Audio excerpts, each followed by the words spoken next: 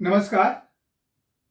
आजचा माझा विषय आहे राष्ट्रीय एकात्मता भाग 25.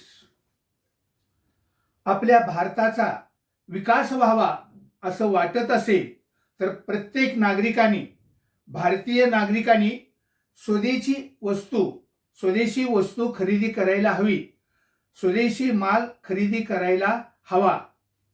चीन नास्तिक देश आहे, तरी देखील तो देवांच्या मूर्त्या तयार करतो व भारताला पुरवितो.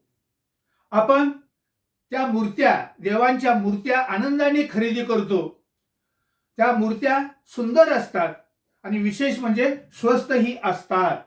आणि विशेष करून देवांचा जो पोशाख आहे तो देखील चीन भारताला पुरवितो आणि आपण तो पोशाख देखील घेत असतो.